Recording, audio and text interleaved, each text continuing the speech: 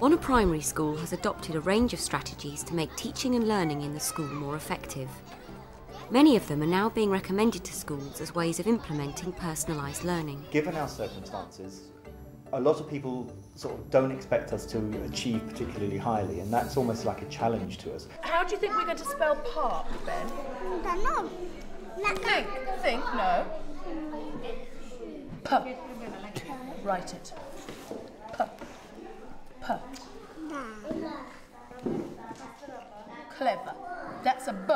A P has the, can you remember, a P has the top part up there. One of our aims is to work with high expectations. What do you think the next sound is? P, R, R, R, R. Park. Racing robot. Park. Racing robot. Kicking kangaroo. A kicking kangaroo you want to put in it. Very That's clever. bad, ain't it? Because it's a bad kicking kangaroo. He's a bad kicking kangaroo. No, he's not a bad kicking kangaroo. He's just a kicking kangaroo. Good boy. A cup. Very clever. Good. And you spelt it all by yourself. We have an ethos here very much of the praise being immediate, so that the children know you've done a great job today. Or on the reverse side, I think you can do better than that. Look at this. Do you think you can do better? Often the children know they can do better. It might just be that they've had a bad day. We can accept that. That's part of life. What we're trying to do is make them aware within them if they're working to their own best. Ben, what are you drawing? That looks very interesting. A road. A wiggly road. Did we go on a really wiggly road, or were our roads quite straight? Do you think that looks like a wiggly road, Lewis, or do you think that looks like a scribbly road? Wiggly. You think it looks like wiggly, not scribbly? Wiggly or scribbly? Wiggly. I think it looks like scribbly. The school emphasises giving feedback to children so they become aware both of what they have achieved and what they should work on. There'll be lots of discussion about teachers' impressions of children's progress and questions around what the children think they're doing for themselves. And the children are very much encouraged to be an active participant in that, so that they take responsibility for where they are and where they're going to. Well done.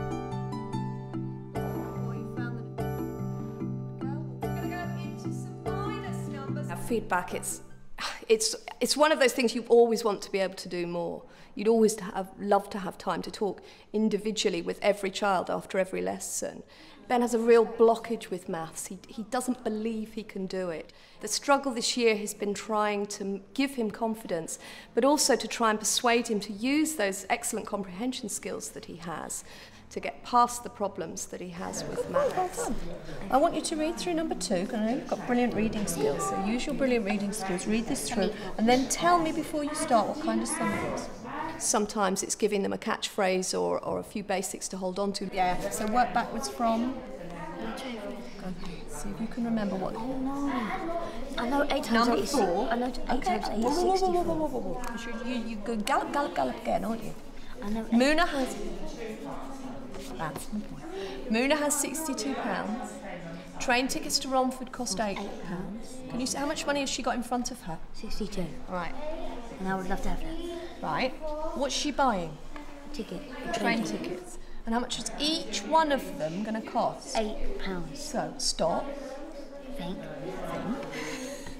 How many train tickets can she buy? There's the money in front of her. What kind of sum is it going to be? It's going to be division.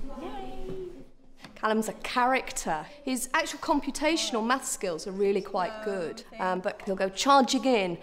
So my catchphrase for Callum this year has been stop and think. It's instead of rushing and thinking he knows, just to pause and think things through. And generally that improves his maths greatly. They like this idea of you focusing on them as an individual. With my language group, they're very keen on me making sure I comment when they've done a piece of writing, especially a longer piece. They love, the more I can comment, the better. And sometimes something as simple as, sometimes all you need to say, well done, this is a good piece of work. They're less keen on that almost than half a page of criticism. They really appreciate that if you can go into the detail. As important as giving feedback, the school feels is setting out clearly for the children what it is they're trying to learn. 2, improve. hour. Mental, maths, and remember these guys, solve real life problems. Learning intentions. I think we were all a little sceptical at first, but I think we've been surprised at how important it's become. In something like language, it's been a real way, learning intention can be a real way to focus on different aspects of genre, different types of writing that you really have to look at in year 6. But the children are very keen on them, and if you don't put them up now, there'll very often be several hands shooting up, Miss Ross, you've forgotten the learning intention, and you have to scamper over and write it up. The school also stresses the importance for teachers of clarity in teaching aims. I know that I can deliver a lesson much more effectively now than ever I did when I was a full-time class teacher because of the ways that we've moved forward, the understanding that we have about what makes effective learning and teaching.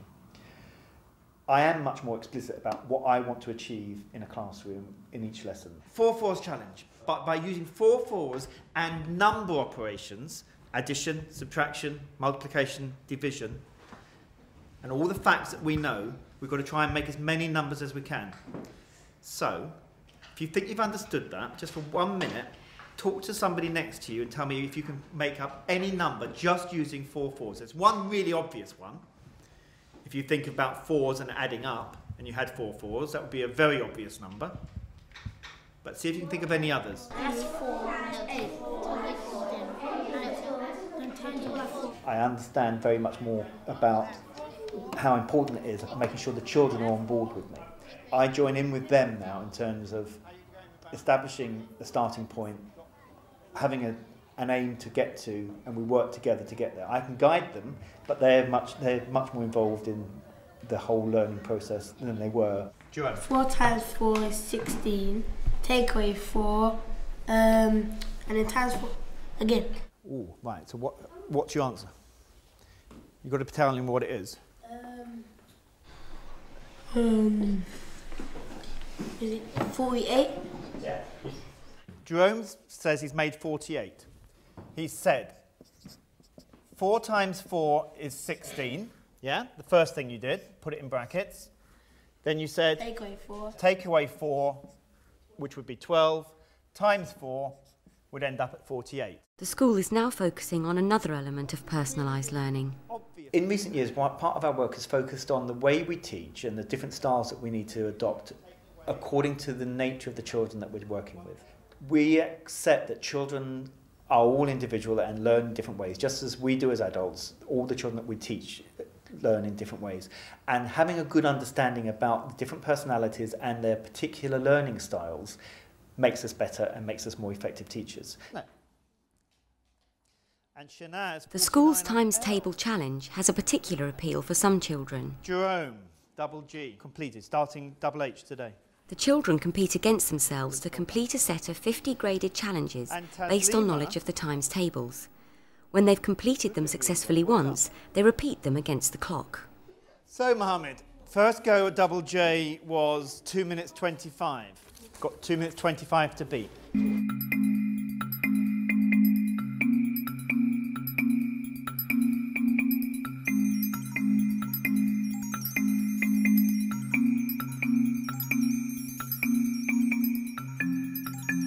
Ooh, 1 minute 50, right on the top, 1 minute 50. I won't look at it, we'll see it. It's got to be right as well though, Mohammed. Okay, stop, put your pencils down, please. Oh, man. Oh, my God. How many did I have? You did better than you did last time. Omar, how many do you have left? Omar, how many do you have left? And then as soon as you're ready, looking at me, please. First I couldn't times 3 numbers, and then I learned how to times 3 numbers. And times table challenge is like 6 times 4 times 2, and you have to times it like that, and then I learned like that. First I didn't really understand it. And then I just had to go, and then I liked it. I like the challenges. It's fun. I like working fast, not slow. I like to do something, and then when you finish it, you finish and you stop something new and do something else. Discussion around learning is helping children reflect on their learning. I can actually read a lot more than I used to can, and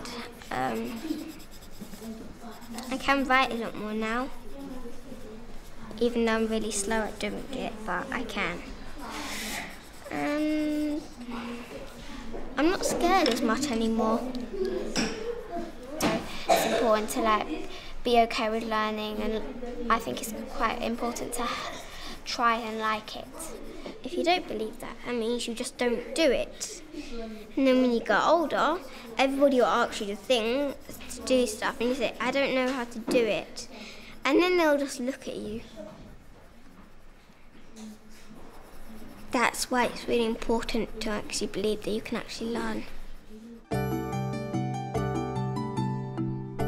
The school is now giving children the opportunity to choose how they want to extend their learning.